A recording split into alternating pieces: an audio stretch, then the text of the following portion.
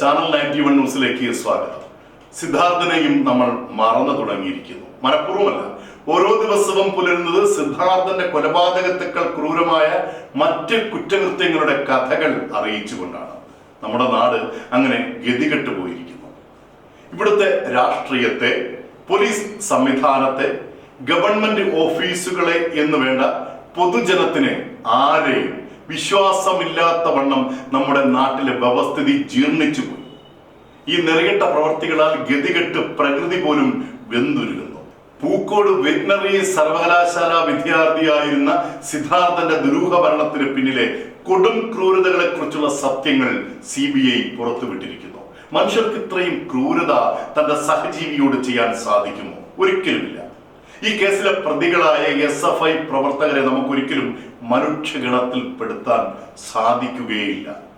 ഒരു പെൺകുട്ടിയെ വാക്കുകൾ കൊണ്ട് അപമാനിച്ചു എന്ന ആരോപണത്തിന്റെ പേരിലാണ് സിദ്ധാർത്ഥ് എന്ന മിടുക്കനെ ഇഞ്ചിഞ്ചായി തച്ചു കൊന്നത്. അപമാനിച്ചു എന്ന് പറയപ്പെടുന്ന പെൺകുട്ടിയോട് സിദ്ധാർത്ഥ് ഫോണിൽ മാപ്പപേക്ഷിച്ചിരുന്നു.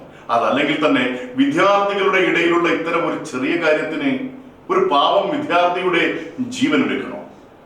ഇത് കൃത്യമായ ഗൂഢാലോചനയ്ക്ക് ശേഷം ഒരു സംഘം വിദ്യാർത്ഥികൾ നടപ്പിലാക്കിയതാണെന്ന് CBI കോടതിയെ ബോധ്യപ്പെടുത്തി കഴിഞ്ഞു.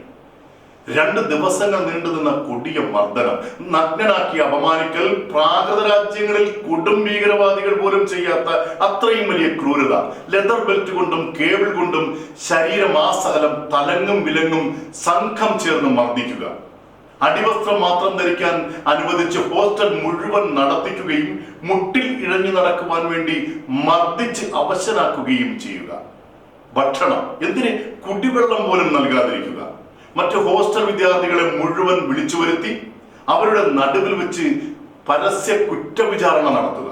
ഇനിയും ഈ ക്രൂരതയെക്കുറിച്ച് പറയാൻ നാവിന് കഴിയുന്നില്ല.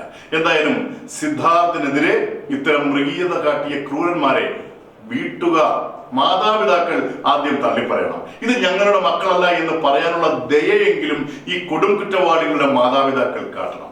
കേരളത്തിലെ യഥാർത്ഥ SFI പ്രവർത്തകരും ഇടതുപക്ഷ പാർട്ടിയും ഈ ഒരു കാര്യത്തിലെങ്കിലും സിദ്ധാർത്ഥന്റെ കൊലപാതകിയായവരെ ന്യായീകരിക്കാൻ നിൽക്കരുത്. മലയാള ദേശം ഒന്നടങ്കം ആശിച്ചു പോവുകയാണ്.